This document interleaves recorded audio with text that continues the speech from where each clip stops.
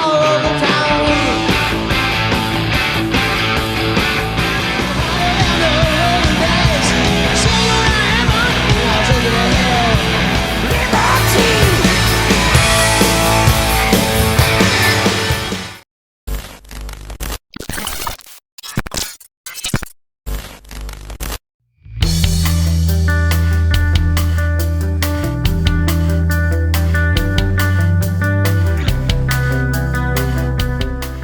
ACDC were formed in 1973 in Australia by guitarist Malcolm Young after his previous band the Velvet Underground collapsed.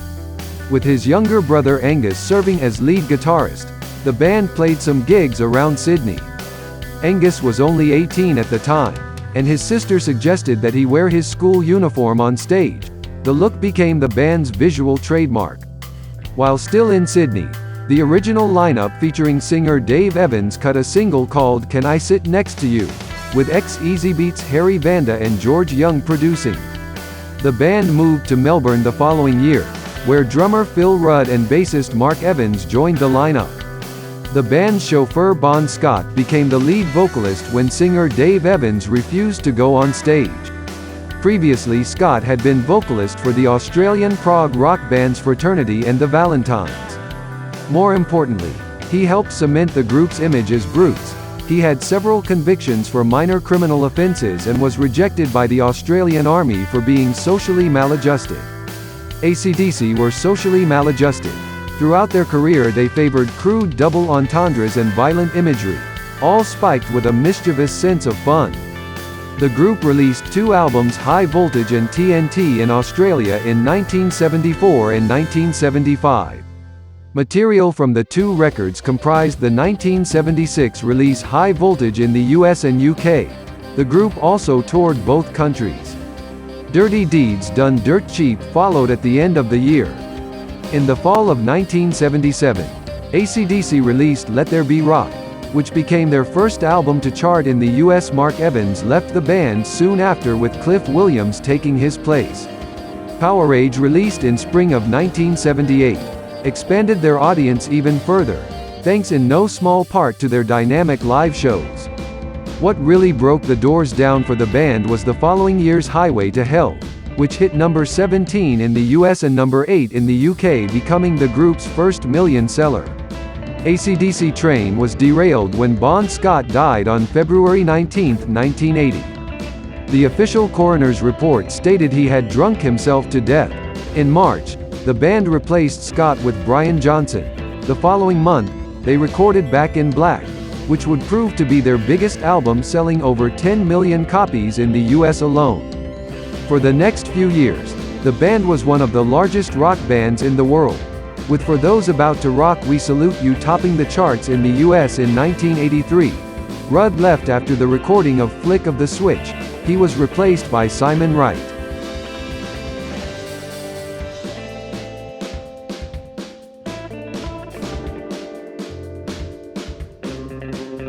With Flick of the Switch, AC/DC commercial standing began to slip, and they weren't able to reverse their slide until 1990's The Razor's Edge, which spawned the hit Thunderstruck.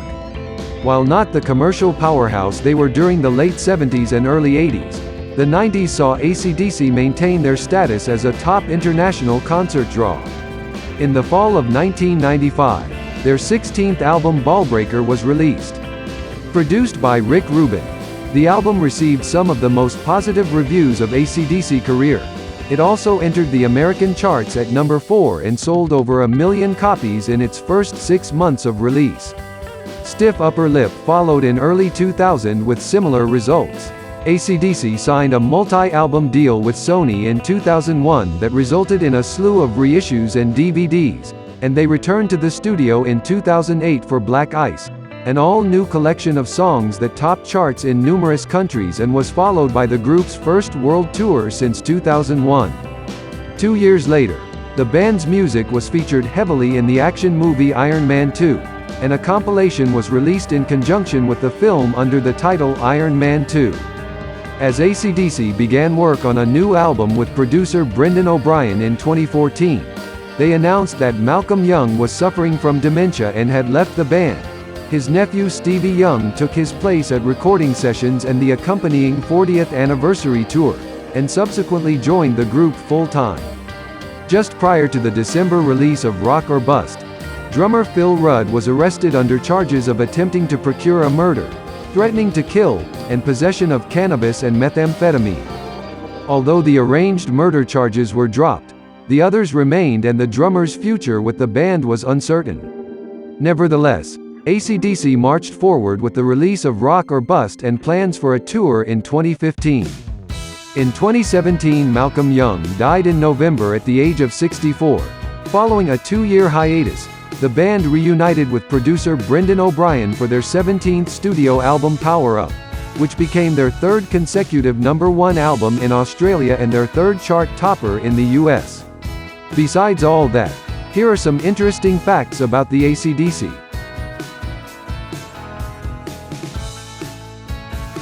10-pound palms. Brothers Malcolm and Angus Young might be larger than life, but in person, it's a bit of a different story. Older brother Malcolm is the taller of the two, at only 5'3". Angus stands all of 5'2", and there's a pretty heartbreaking reason for their small stature. Lead pipes contaminated the drinking water on the Glasgow housing estate they lived in. That's the family's story, says the Sydney Morning Herald, and that's just a peek into how bleak their childhood in Scotland really was. The brothers, along with their parents and a pack of siblings, had an early childhood shaped by the perpetual unemployment of their father and seemingly endless poverty. The Scotsman says the last straw came in 1963. The winter was the worst in recorded history, burying the countryside under snow and ice as temperatures plunged into the sub-zero range. Sunny Australia started looking pretty good, so the Young signed up for a government program designed to encourage immigration to Oz. For just the price of 2 adult, one-way tickets discounted to just £10 each, they packed up and headed off.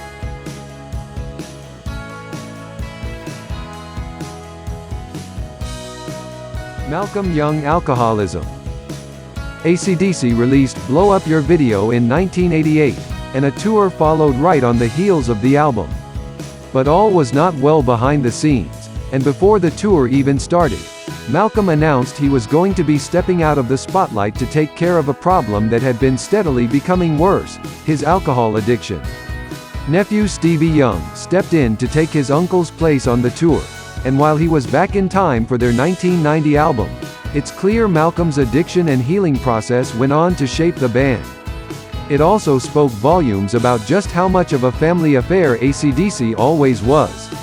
When Rolling Stone touched on the incident in their retrospective on Malcolm's life, they quoted his older brother, "Malcolm had a problem.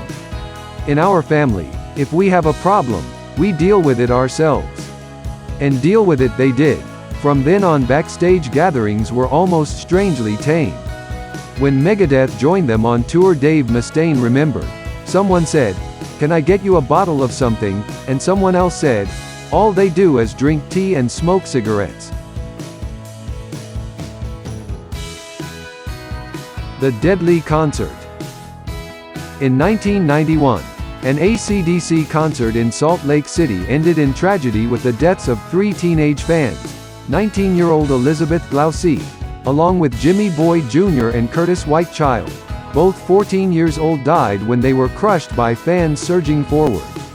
There were about 13,000 people at the show, and according to People, 4,400 of them were crammed into festival-style seating.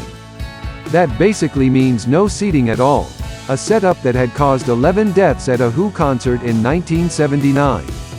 Witnesses testified about an insanely horrible scene, where crowds of fans pushed forward, knocked people over and buried others under a pile of bodies. Just what happened in the chaos differs based on the source, but it's not disputed that the pushing and shoving started right when the concert did. While security says it took about 45 minutes before someone was able to make it on stage to tell the band what was going on, ACDC maintains they only played 4 songs before Brian Johnson called for a spotlight on the crowd and an end to the chaos. 10 years later, ACDC returned to play another show at Salt Lake City. Johnson spoke to Deseret News about the lasting effect it had on them all. saying no matter how long ago it happened, you still think about it. You hope and pray it never happens again. That was an awful incident, and it hit us very hard.